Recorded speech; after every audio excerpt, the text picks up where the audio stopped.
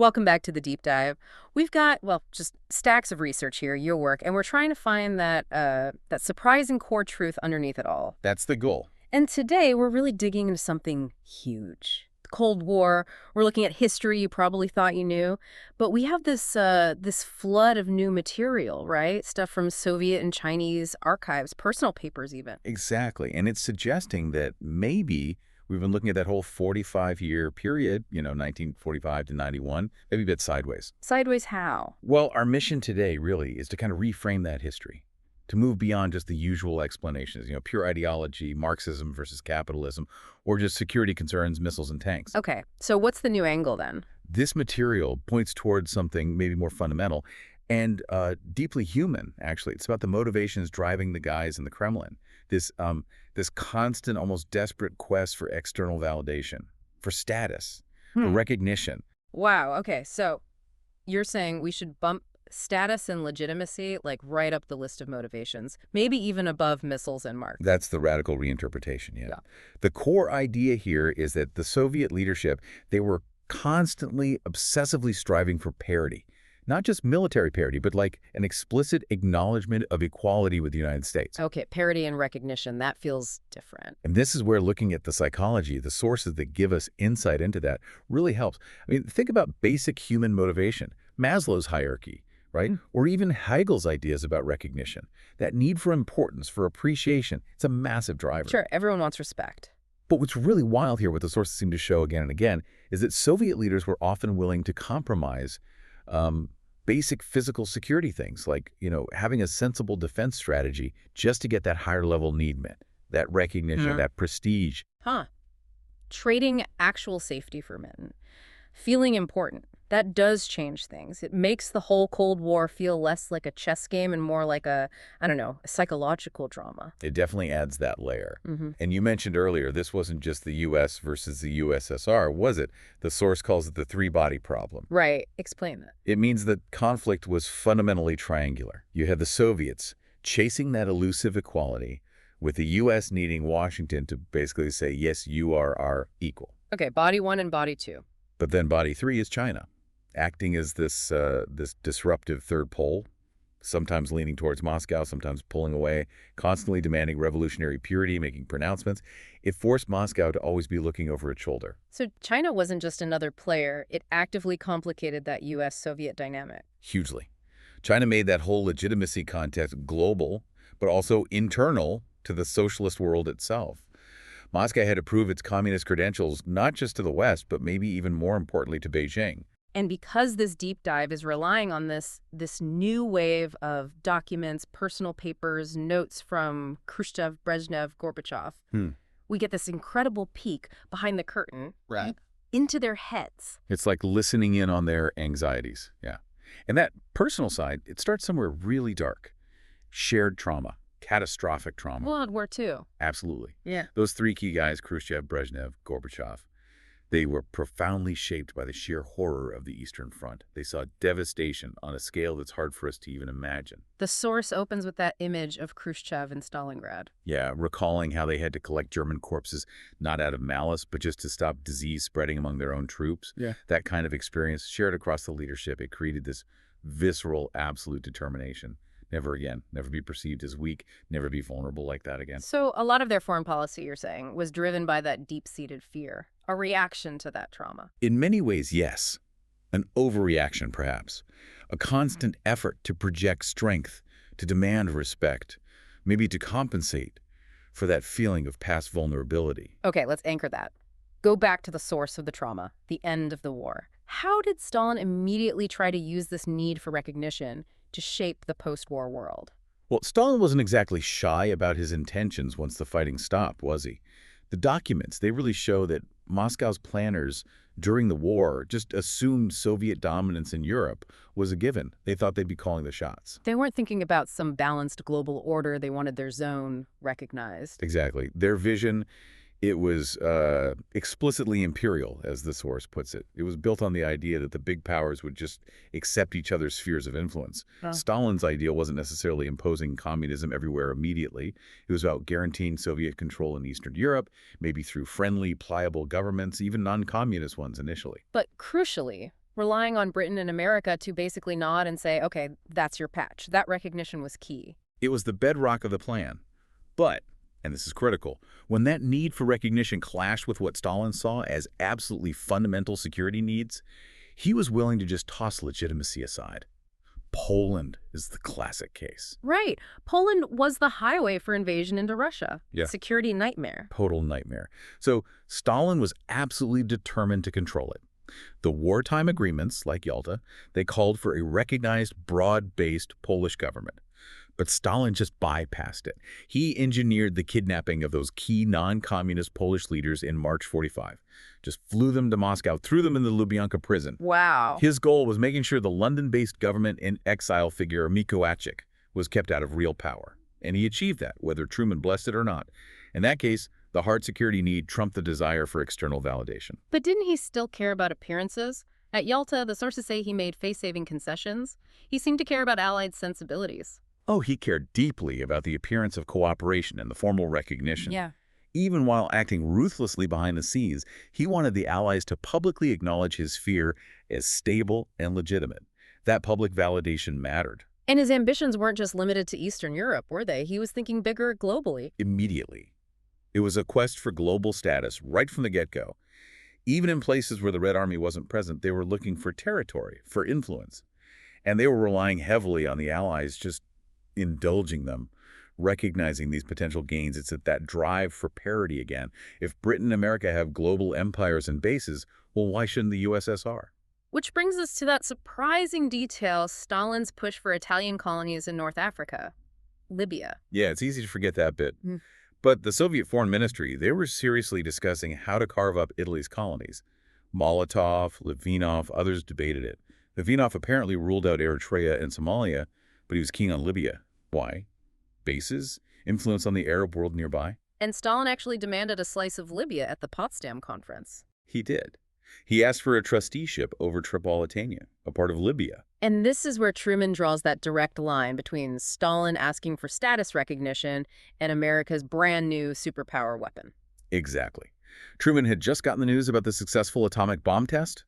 He writes in his diary about Stalin's demands, calls it dynamite, and then adds, "But I have some dynamite too, which I am not exploding now." Wow. So right there, July 1945, the bomb becomes the counterweight to Soviet status ambitions. Instantly. Truman saw it as the trump card to block Soviet expansion beyond their agreed sphere. It established that connection immediately. U.S. power, specifically nuclear power, would be used to check the Soviet quest for global status. And this friction over status, over recognition, it just boils over almost straight away at the London Conference of Foreign Ministers, September 45. Moscow thought they could maybe play the Allies off each other. They did, but it backfired. The conference quickly turned into exactly what Stalin dreaded, the 4-against-1 problem. Meaning the U.S., U.K., France, and China ganging up on them. Yeah. Molotov felt increasingly isolated. He felt they weren't being treated as equals. Their wartime planning hadn't anticipated this kind of unified diplomatic front from the West. When U.S. Secretary of State Burns casually mentioned something about the other 4 potentially resolving issues against the Soviet Union, it hit a really raw nerve. It confirmed their worst fears about being excluded. Totally. It fed right into their paranoia about being treated as second-class great powers. And Stalin's reaction back in Moscow? Furious. Intense. He cables Molotov demanding complete obduracy. Basically, stonewall everything, don't give an inch. Why such a hard line? He feared this 4-against-1 dynamic meant the West wouldn't grant recognition to his new satellite governments in places like Bulgaria and Romania unless he fought tooth and nail for it. It wasn't just about the specific issues on the table. It was about forcing the West to acknowledge his sphere. If they didn't, his prestige, the USSR's status, would be damaged. So even in 45, 46, you see the pattern. Demand status, expect recognition. If you don't get it, use force where you can, like Poland, but also complain bitterly about being treated unfairly everywhere else. That sense of grievance, of unequal treatment, it becomes a constant theme. And that resentment fuels the slide into confrontation, Iran in 1946. Yeah, the Iran crisis. Stalin wanted an oil concession in northern Iran. The wartime agreement said troops should leave by a certain date. Stalin kept his there past the deadline. Pushing his luck. And when the U.S. reacted firmly, demanding withdrawal, Stalin was apparently livid with Molotov for not being tougher diplomatically. He genuinely believed Washington had cooked up the whole crisis just to humiliate the Soviet Union. Again, it's not just about the oil, it's about respect, about not being pushed around. And the same feeling comes up over the Turkish Straits, right? Access from the Black Sea to the Mediterranean. Absolutely. Stalin complained endlessly about unequal treatment there. He argued, look, if the U.S. or Britain face similar restrictions on the Panama Canal or Gibraltar channels vital to their global power, they'd raise havoc. So his argument wasn't really about international law, it was about fairness, about parity. Exactly. It was pure status anxiety. He felt the USSR was being held to a different, stricter standard simply because it was the Soviet Union. That deep-seated resentment, that feeling of being slighted, of being treated as less than the established Western powers, that's the psychological engine driving so much of what follows. It's the fuel for the Cold War. Okay, so Stalin sets this pattern. Demand status, use force if needed, but always feel aggrieved if recognition isn't freely given. Let's jump forward. Khrushchev inherits this legacy, Stalin's paranoia, but also a game-changing weapon. Right. Stalin saw the A-bomb primarily, as you said, a status symbol, an attribute of a great power. It gave psychological clout to match the Americans. Khrushchev inherits that idea. But then comes the H-bomb. The thermonuclear weapon, the 1955 Soviet test, that had, as the sources say, jaw-dropping implications. It really did. Because suddenly, it wasn't just about bigger explosions. It created the genuine, terrifying possibility of global annihilation. And paradoxically, it made old-school wars of conquest between great powers seem, well, obsolete, suicidal, really. Khrushchev realized this. He did. He grasped that nuclear-armed superpowers were essentially indestructible from without. They could destroy each other, absolutely, but they couldn't conquer each other in the traditional sense. Wait a minute. If conquest is impossible and you can't actually be destroyed by an outside force, then what's the point of the arms race? It can't be about winning a final military victory anymore. Exactly. You've hit it. The whole point shifts. It becomes about leverage, about status. If you're indestructible, the goal becomes forcing the other side to recognize your invulnerability, maybe even your moral rightness. Khrushchev felt the USSR could finally speak from a position of strength. He famously said something like, the West now had to love them as they were. That sounds incredibly confident, almost arrogant. Publicly, yes. This realization massively boosted his confidence. But underneath, the sources suggest, there was this profound psychological struggle still going on. Which is what the source calls the Raskolnikov complex. That's a literary reference, right? Crime and punishment. Yeah. Raskolnikov, the main character, he's driven by this need to prove he's extraordinary. But he's not just a trembling creature by committing a transgression. He needs to prove he has the right to step over boundaries. So how does that apply to Khrushchev? The idea is that Khrushchev translated this into foreign policy. He had this deep-seated sense of insecurity, maybe even inferiority towards the Americans. And it came out as this weird mix of resentment and pleading. His big, risky moves pushing the world to the brink over Berlin, over Cuba, maybe they weren't just cold, calculated strategy. Maybe they were also about him proving to himself as much as anyone that he did have the right, that the Soviet Union wasn't a trembling creature, that it could stare down the West. But if these huge gambles, these moments of brinkmanship, were partly driven by insecurity and bluff, doesn't that make them seem, well, kind of reckless, maybe even incompetent? How did they justify this internally? That's the fascinating part. In their minds, apparently, the bluster worked. They saw it as a surprisingly effective tool for gaining that recognition, that status, as an equal. Look at the Suez Crisis in 1956. Okay, Britain, France, Israel invade Egypt. Right.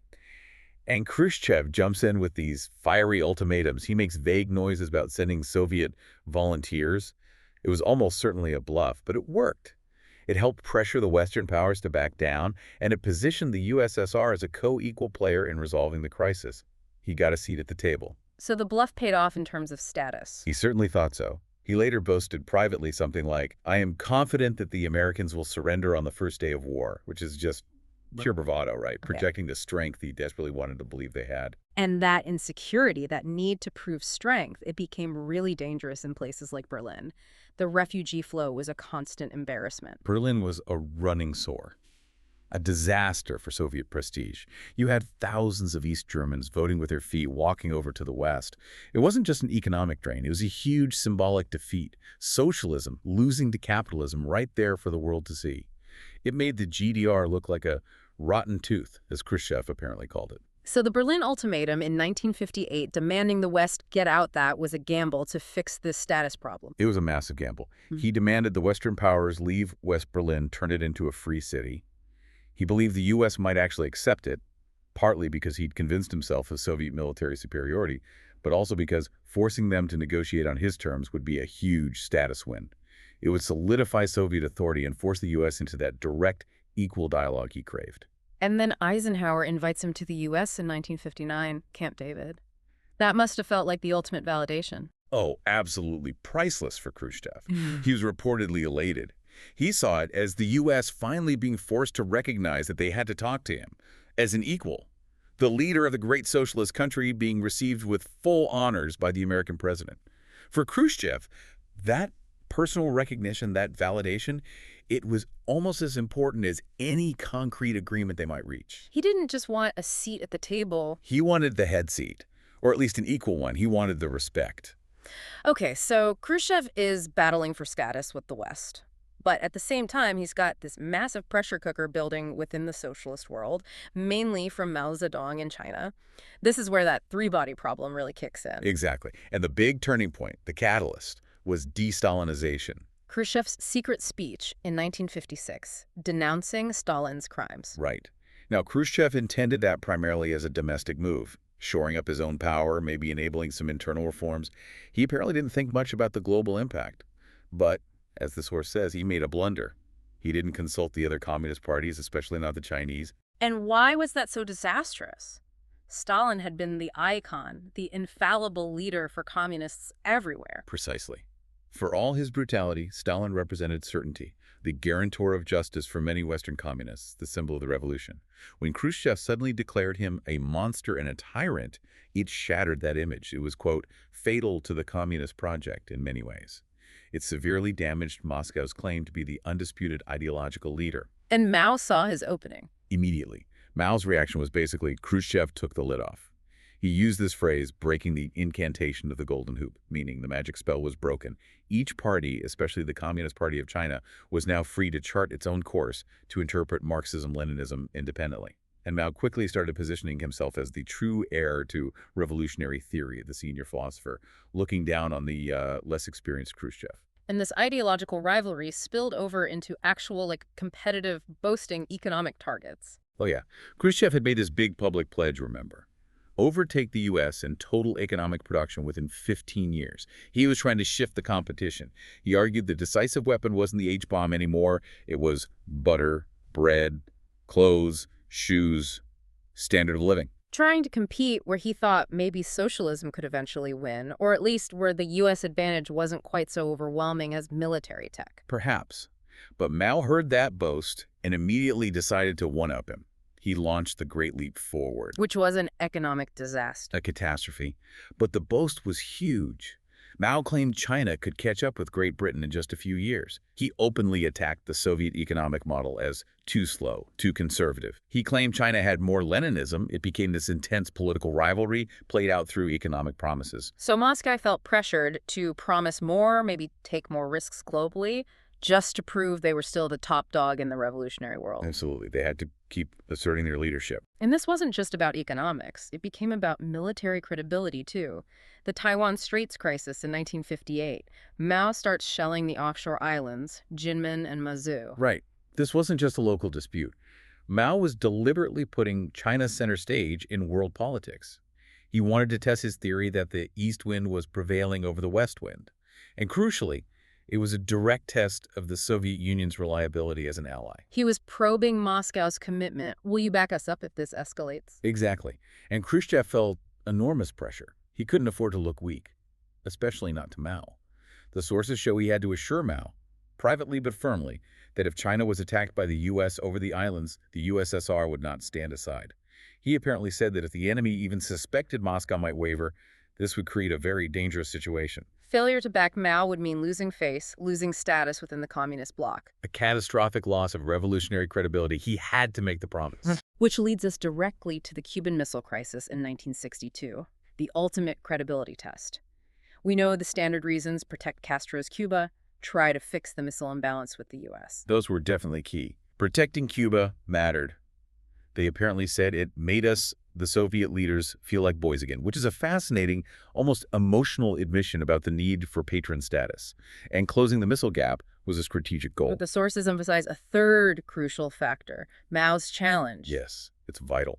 Khrushchev put those missiles in Cuba, not just for strategic reasons or to protect Castro, but also as a direct response to Mao constantly questioning Moscow's revolutionary guts. Mao was talking tough, acting militant. China had just won its border war with India, looking decisive. Khrushchev felt he couldn't afford to look like he was bluffing or willing to sell out a revolutionary ally like Cuba, especially not with Mao watching. So it was another Raskolnikov moment, proving they had the nerve to challenge the U.S. directly. You could definitely see it that way. A high-stakes gamble driven partly by that internal bloc rivalry and the need to assert leadership status. And the outcome. Humiliation. Total humiliation on the world stage. Yeah. Having to back down, pull the missiles out under U.S. pressure. It was a massive blow to Khrushchev's prestige, globally and internally. He was acutely aware of it.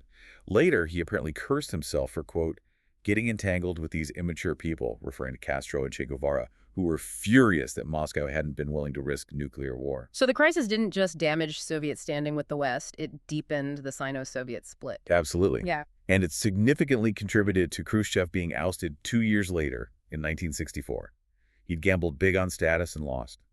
The failure to sustain the image he craved ultimately cost him his job. Okay, so Khrushchev crashes and burns partly due to this obsession with status and recognition. Brezhnev takes over. Does the quest for status just disappear? Not at all. It doesn't disappear, but it changes shape. It maybe matures a bit. Brezhnev wasn't about the wild swings, the bluster of Khrushchev. He wanted something more solid. He wanted explicit, negotiated recognition from the United States. He wanted détente. So détente wasn't just about reducing nuclear risk or increasing trade. For Brezhnev, it was fundamentally about status. That seems to be the core motivation, yes. Brezhnev saw détente as the culmination of a long Soviet struggle. It was about America, finally, explicitly recognizing Soviet equality. He envisioned this leading to a situation where the two superpowers would essentially share the world, manage global affairs together in a kind of Soviet-American condominium. A partnership of equals. That was the dream. The whole strategy, the constant summit meetings, building that personal chemistry with Nixon was all aimed at achieving that recognition, becoming an indispensable global power, finally getting that Hegelian nod of approval that Stalin had wanted way back in '45. And this focus on status, on recognition through détente, actually led Brezhnev to make concessions that Khrushchev would never have countenanced. That seems to support the status over security idea. It really does. The prime example is the Berlin Agreement in 1971. Brezhnev basically guaranteed Western access rights to West Berlin. Which was the very issue Khrushchev had threatened war over. Exactly. Khrushchev saw any concession on Berlin as a sign of unacceptable weakness. But Brezhnev saw it differently. He viewed that concession as a necessary price to pay for the bigger prize, achieving the status of a true negotiating equal with the U.S. He prioritized the symbolic gain of formal partnership détente over holding on to every last bit of leverage in Central Europe. But he couldn't completely ignore the other side of the coin, could he? He still had to maintain credibility within his own bloc as the leader of the revolution. What about Prague Spring, 1968? Right, the invasion of Czechoslovakia. That shows the balancing act. While he craved Western recognition, he couldn't afford to look weak or permissive to his own allies or to China. The invasion was framed internally, less as pure ideology, defending socialism, and more in geopolitical terms. How so? Brezhnev argued that to lose Czechoslovakia would mean a huge negative shift in the military and political balance, not just in Europe, but globally. It was about maintaining the integrity of the Soviet sphere. And the international reaction was surprisingly mild. Relatively mild, yes. Lots of condemnation, but no real action. And this actually reassured Brezhnev. It seemed to prove that the Soviet Union could enforce its will within its sphere, that it could protect the revolution in deeds, not words. A claim aimed squarely at validating Soviet power, probably with an eye towards Beijing as much as Washington. So he's constantly juggling these two demands for recognition. Be seen as an equal superpower by the U.S., and be seen as the strong, reliable leader by the anti-imperialist forces, the Third World clients, the socialist bloc. This creates what the sources call the linkage problem. Precisely. How do you maintain détente with the arch-capitalist enemy while also championing global revolution against that same enemy? It's a fundamental contradiction. And this tension really explodes during the Yom Kippur War in 1973. Egypt and Syria attack Israel. Yes. Initially, Brezhnev and Kissinger, they try to manage the crisis together. They want to act jointly. This fits Brezhnev's goal perfectly. He wants the U.S. to need Moscow to solve the crisis. If Washington has to work with Moscow, that's the ultimate proof of indispensable equal status. But then the war turns against Egypt. The Israeli army traps the Egyptian Third Army. Brezhnev's client is facing annihilation. Now the linkage problem bites hard. He can't just let his key Arab ally be destroyed. That would shatter Soviet prestige in the Third World. All that carefully cultivated status as a reliable patron would evaporate. Détente or no détente, he had to act. So he risks the relationship with Nixon. He does. He deploys the threat of direct Soviet military intervention. Issues that dramatic ultimatum to Nixon, basically rein in the Israelis or we might step in. And it worked. It did. Nixon, facing the Watergate crisis at home, blinked. He pressured the Israelis to halt, saving the Egyptian army. The source is, quote, Nixon telling Brezhnev effectively, Mr. President, you have won. Wow. So Brezhnev managed, in that instance, to get both things. He saved his client's credibility and forced the U.S. to acknowledge Soviet power. Exactly. He secured the ceasefire, maintained his prestige as a dependable patron, and demonstrated that Moscow was a global player Washington couldn't ignore. For a moment, it looked like he'd successfully squared the circle, marrying recognition from the West with prestige in the Third World. Okay, so that victory in '73, managing the Yom Kippur War, it must have boosted their confidence, maybe emboldened them to lean more into the patron of anti-imperialism role. It seems like it did. It led them towards deeper involvements, further afield. Angola in 1975 is a key example. The decision to intervene there wasn't just Brezhnev. It came from this powerful bureaucratic consensus within the foreign policy and military establishment. And what was the core logic driving that consensus? Why Angola? It all came back to prestige, to status. The thinking was, what makes us a superpower? It's not just treaties with Washington. It's being recognized by clients far and wide. The MPLA in Angola was a long-standing Soviet client. Letting them collapse, especially under pressure from forces backed by the U.S. and South Africa, was seen as unacceptable. It would undermine their global standing. Fundamentally, the argument was, détente cannot mean freedom of action for reactionaries and aggressors. If we don't back our friends, who will take us seriously? Our superpower status depends on being seen as a reliable, powerful adversary to Washington. Supporting the MPLA was essential for that image. It's interesting, though, you mentioned the bureaucratic consensus, but the sources also note that Moscow wasn't entirely in control, even in places they were heavily supporting. The Cubans played a huge role in Angola. That's a really crucial point. Moscow was funding and supplying the effort, but the Cubans provided the bulk of the effective fighting forces, especially early on. The sources show Soviet diplomats being carefully instructed to figure out exactly what the Cubans were doing, like were they sending a full regular division. It shows Moscow wasn't just dictating terms. They were dependent on their clients to some extent to project their own power. Exactly. Dependent on proxies like Cuba to provide the manpower for these global status assertions. That added another layer of complexity, risk, and cost. Yeah. They were underwriting adventures where they didn't have full operational control. And that same bureaucratic inertia, that commitment to supporting clients and saving revolutions, led directly into the biggest disaster of all, Afghanistan in 1979. Afghanistan, yeah. By this time, Brezhnev was ailing.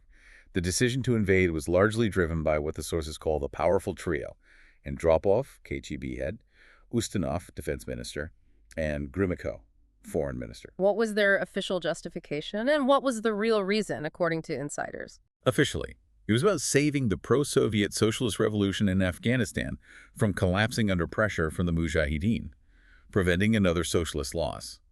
But insiders, later on, admitted that security interests were predominant. But security defined how? Not a direct military threat, surely. No, it was more about the fear of losing Afghanistan, losing it to bandits, who they saw as proxies for the U.S. and China. They feared this creating a highly dangerous abscess right on the border of Soviet Central Asia, a hostile, possibly Islamist regime backed by their main rivals. So the definition of security had become completely intertwined with ideology. The geopolitical enemy, American imperialism, was defined ideologically, so the strategic response became ideological too. That's a good way to put it. The perceived threat was filtered through this ideological lens. They saw U.S. and Chinese support for the Mujahideen not just as geopolitical maneuvering, but as an attack on the socialist world itself. This blurred the lines, leading them to frame the invasion as saving the revolution, even if the underlying fear was more about geopolitical loss of face and creating instability on their border. Which led them into a strategic nightmare, a massive military misadventure based on saving face and propping up a failing client. Precisely. They got bogged down in an unwinnable war that bled them dry financially, militarily, and in terms of international standing. It became a symbol of Soviet overreach and incompetence. And this costly disaster in Afghanistan happened almost at the exact same time as another major crisis erupted, this time right in their backyard. Poland, 1980-81. Solidarity. Yes, the rise of the Solidarity trade union movement presented a massive challenge to communist rule in Poland, and by extension to Soviet control over Eastern Europe. Given the Brezhnev Doctrine, the invasion of Czechoslovakia, everyone expected Soviet tanks to roll into Warsaw, didn't they? That was definitely the fear and the expectation in the West. But the sources reveal something fascinating. Internally, the Soviet leadership was incredibly reluctant to intervene militarily. Why? What stopped them? Two main things, according to the Politburo discussions. First, a huge concern about the negative Western reaction. They were terrified of facing harsh economic sanctions, losing access to Western technology and credit, which they increasingly relied on. Détente might be sputtering, but they didn't want complete economic isolation. So international standing, fear of Western punishment was a major factor. What was the second? The sheer economic cost. They looked at the Polish economy, which was already a basket case, and realized that if they invaded, they would basically have to bankroll the entire country indefinitely.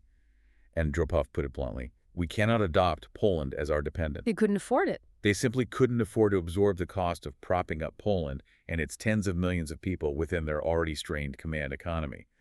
The financial burden was deemed too high. So fear of Western reaction and the staggering economic cost outweighed the ideological imperative to crush Solidarity directly. It seems so. They ultimately pressured and allowed the Polish military leadership under General Jaruzelski to impose martial law internally in December 1981. This achieved the goal of suppressing Solidarity, but avoided the international backlash and the direct economic burden of a Soviet occupation. And their worry about global standing went even further, didn't it? They worried about ripple effects elsewhere. Yes, this is amazing. Yeah. And Dropov actually expressed concern that if the Soviets invaded Poland, the U.S. might use it as a pretext for potential provocations against Cuba. Wow. So they saw their global positions as completely interconnected. Trouble in Poland could mean trouble in the Caribbean. It shows how sensitive they were to their global image and how they perceived Western intentions. They feared any sign of weakness or distraction in one part of the world would be exploited by the U.S. elsewhere. It was this incredibly complex, high-stakes balancing act, constantly weighing intervention versus prestige versus cost. And by the early 80s, the costs were clearly becoming unbearable. Which brings us to Mikhail Gorbachev. He inherits this system in the mid-80s, a system defined by this decades-long quest for recognition, but now visibly failing economically and bogged down in the bleeding wound of Afghanistan. Right. And Gorbachev, he absolutely continues that tradition of seeking recognition from the West, that desire for status, for legitimacy. It doesn't go away. But he recognizes, unlike Brezhnev perhaps, that the old methods, the military buildup, the bluff, the costly patronage, they're exhausted. They're bankrupting the country. So he needs a new approach, new thinking. Exactly. He seeks legitimacy not through threats or military might, but through action. Through reforms, through arms control proposals, through a different kind of engagement with the West. He wants to earn recognition based on maybe moral superiority and reasonableness rather than demanding it through force. So pulling out of Afghanistan wasn't just cutting their losses. It was part of this new strategy for gaining status. It was absolutely part of the calculus. Calling it a bleeding wound was partly aimed at a domestic audience, but also internationally. Withdrawing would obviously cost the USSR some credibility among its more militant third world clients, proof they wouldn't stick it out forever. But Gorbachev calculated it would gain enormous credibility in the West. So? It would show the USSR was serious about ending regional conflicts, serious about reducing military burdens, serious about becoming a normal great power. He was essentially trying to trade the outdated, expensive status symbol of being a superpower patron for a new, hopefully more effective status as a force for peace and sensible reform, linking disarmament and pullback to a kind of moral high ground. He understood that the old status symbols, built on military might that the economy couldn't actually sustain, were becoming counterproductive. He wanted earned legitimacy. That seems to be the core of new thinking in foreign policy. But this new approach, this belief in negotiation and reasonableness, it seems to have failed spectacularly when faced with the biggest challenge of all, the collapse of the Berlin Wall and German reunification. Yeah, Gorbachev he seemed completely unable to grasp the speed, the sheer velocity of the changes happening in Eastern Europe in 1989.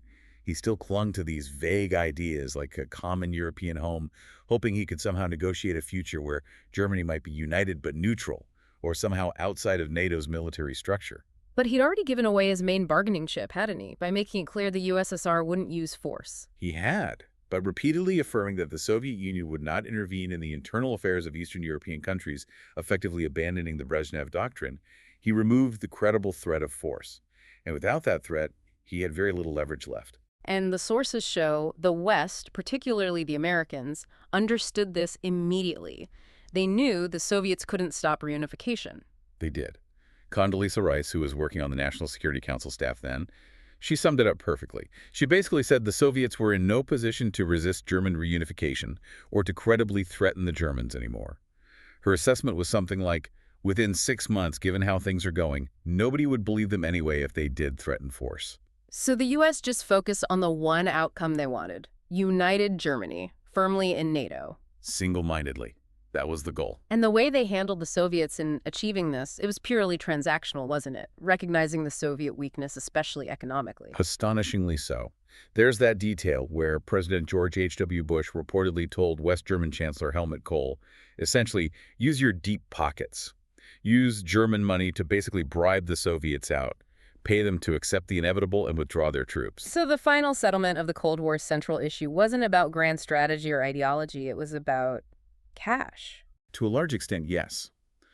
Gorbachev apparently felt insulted by this, by the dominance of the White House. But fundamentally, the entire strategic logic had shifted.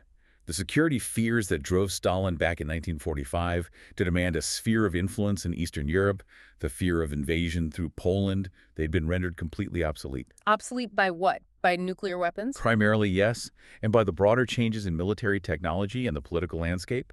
The core realization, going back to Khrushchev even, was that nuclear-armed superpowers were indestructible from without. A massive conventional invasion of the USSR through Eastern Europe was no longer a realistic fear-driving policy. So if that core security justification was gone, then what was the point of holding on to an expensive, rebellious, economically draining empire in Eastern Europe, especially when you couldn't afford it anyway? Exactly. The original rationale had evaporated. The status gains were now outweighed by the immense cost. The Soviet pullback wasn't just Gorbachev's choice. It was almost a strategic inevitability, dictated by the new realities of military technology and economic failure. Okay, so let's try and pull this all together. If we look back at this whole sweep, from Stalin right through to Gorbachev, the constant driving theme seems to be this Soviet struggle, this deep-seated need for external recognition, for status as a genuine, equal, great power. And often, that seemed to override everything else, common sense, internal logic, even basic security calculations sometimes. They were always looking outwards, weren't they, seeking validation? Constantly. And that relentless quest for external validation, it got channeled into specific actions, building up massive, often unusable military might, engaging in incredibly dangerous brinkmanship like over Cuba, and pouring resources they didn't have into global interventionism, propping up clients far and wide, all in the name of proving they were a superpower. But it was unsustainable. Totally unsustainable. And when the internal pillars started to crumble, when the ideology lost its appeal even at home, when the command economy ground to a halt and couldn't even feed its own people properly, let alone compete technologically, then that whole external quest for recognition was exposed. It wasn't enough. It couldn't hold the system together on its own. Which brings us back to that paradox you mentioned earlier, the really startling implication of the nuclear revolution, the one Khrushchev sort of glimpsed back in the 50s. If the great powers, the US and USSR, were truly indestructible from without, then the whole arms race, in terms of actually achieving a decisive military victory, becomes fundamentally meaningless. You can't win in the old sense. Mutual destruction is the only outcome of total war. So the nuclear revolution didn't just freeze the conflict, it actually, in a way, guaranteed how it would end. That's the provocative idea here. In geopolitical terms, the nuclear age maybe ushered in the end of history. Not in Fukuyama's sense of liberal democracy winning, but in the sense that the old mechanism of history, great powers rising and falling through conquest, was fundamentally broken. Great power war became obsolete as a tool for changing the world order. So if external conquest or defeat was off the table, the Cold War could only end one way. Exactly. It could only end through internal collapse, not through external military defeat. The Soviet system didn't fall because NATO tanks were about to roll into Moscow. It fell because its own internal legitimacy failed, because the economic system failed, because the ideology hollowed out. Wait, so the whole doctrine that dominated decades, mutual assured destruction, keeping the peace through terror, was based on a premise, the possibility of victory, that nuclear weapons themselves had already made impossible. That reframes the entire end of the Cold War. It does suggest that. The internal contradictions, the unsustainable cost of chasing external status while the internal system decayed. That was the fatal flaw. The collapse wasn't primarily triggered by an external threat. It was triggered by a systemic failure of legitimacy and viability from within. That's the crucial context, maybe, for understanding why the Soviet Union's long bid to essentially run the world ended not with a bang, but with a whimper in 1991. An incredible narrative, psychology, status, and the surprising power of recognition or the lack of it. Thank you. This has been a truly deep dive. My pleasure. It's fascinating material.